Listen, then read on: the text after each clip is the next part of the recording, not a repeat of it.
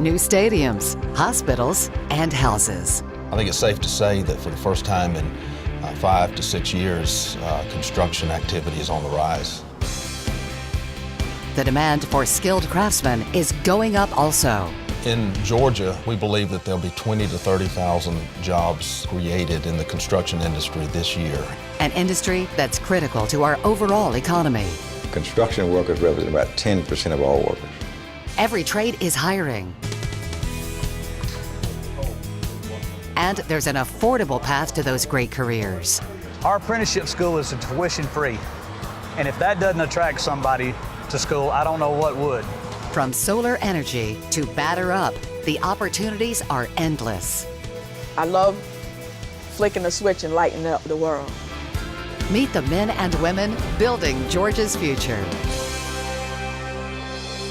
Hello from downtown Atlanta, I'm Dave Clapper. See those construction cranes behind me? They're just one sign of a healthy economy. Georgia's construction industry laid off thousands during the recession. In 2015, there's a growing demand for highly trained, highly skilled professionals to help build Georgia's future.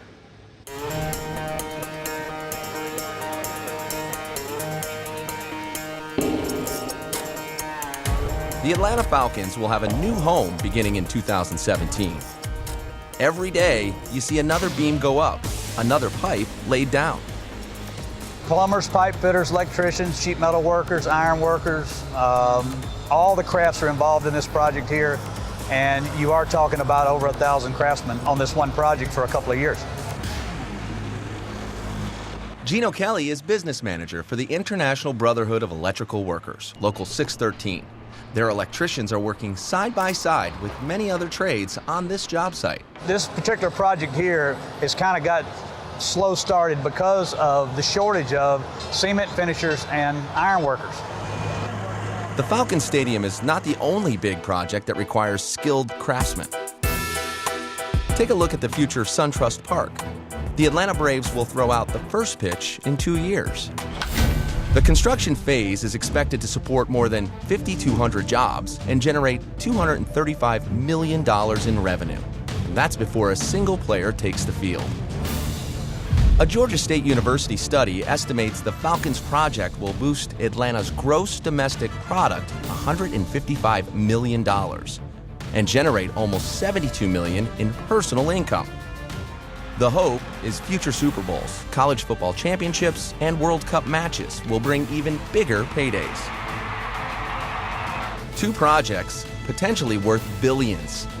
2 projects dependent on a long list of craftsmen, from carpenters to concrete. It is very difficult right now to get enough of those people to keep these larger jobs on track and on schedule. Davidson is CEO of Inglet Stubbs, one of the contractors working on both new stadiums. They also wired Turner Field, Coolray Field, and Phillips Arena.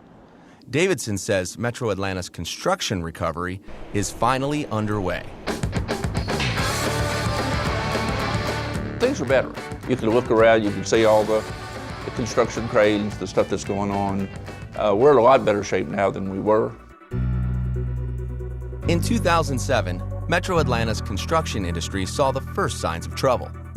It was an avalanche. I mean, I know we've been trying to avoid using depression, but if you just look at construction, the rate at which it declined from about 72,000 permits per year down to about 15,000 permits per year.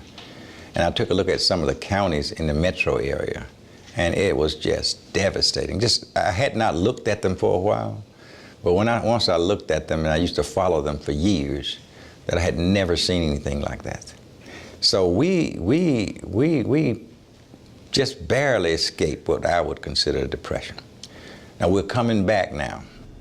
Dr. Charlie Carter is an economist and Clark Atlanta University professor. For years, he tracked the industry's ups and downs for the Federal Reserve. The number of cranes that you see that's showing construction taking place is a good indication of how strong commercial construction is. Batson Cook is building this high-rise in Midtown Atlanta.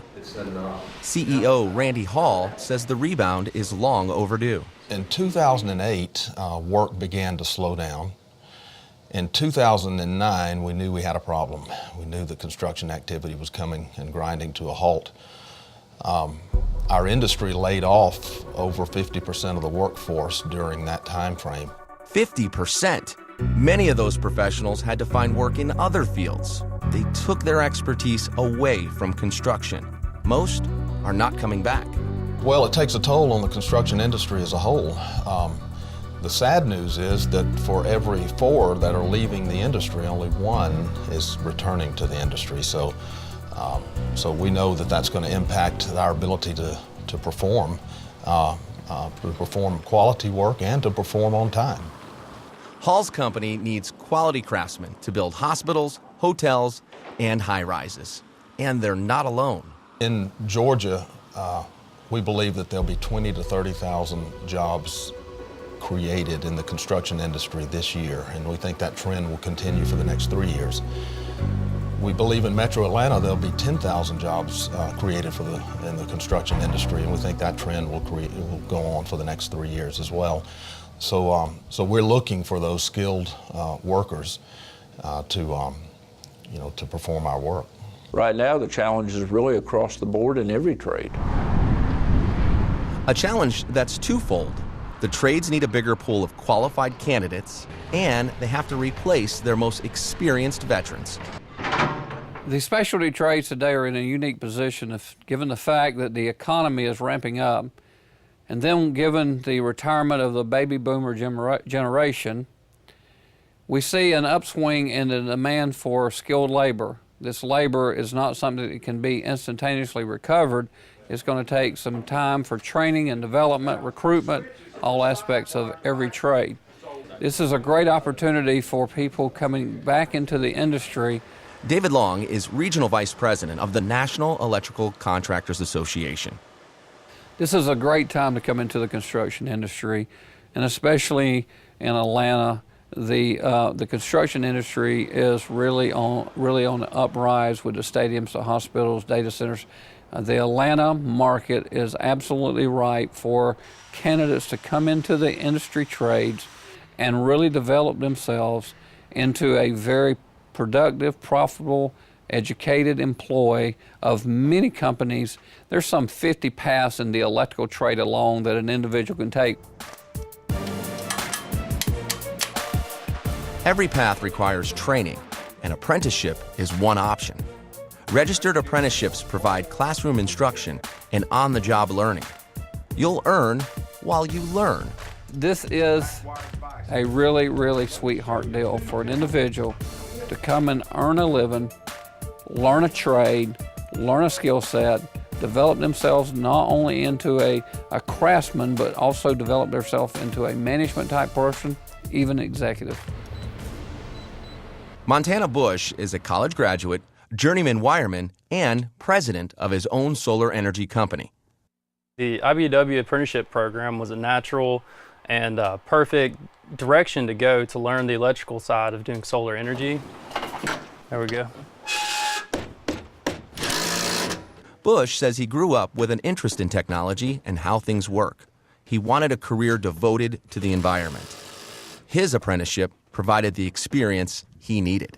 I actually worked for 3 or 4 contractors throughout my apprenticeship, and each one kind of has its own customer base. So with one, you may be doing heavy industrial work. You know, you may be pulling in wires this big around.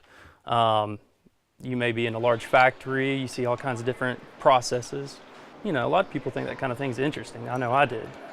And then with other contractors, you may be in a high-rise building in Atlanta. The U.S. Bureau of Labor Statistics estimates 9% of electricians are self-employed, like Montana Busch. The median wage nationally is around $50,000. In Georgia, a first-year electrical apprentice will earn $23,000 plus benefits. More experience means more money. An journeyman electrician probably makes $62,000 a year, which is 25% above what the median for the state of Georgia is. And on June the 19th. Dr. Charlie Carter says construction accounts for 10% of our overall economy. A skills shortage could be devastating. We call those bottlenecks that tend to stifle further growth in an industry.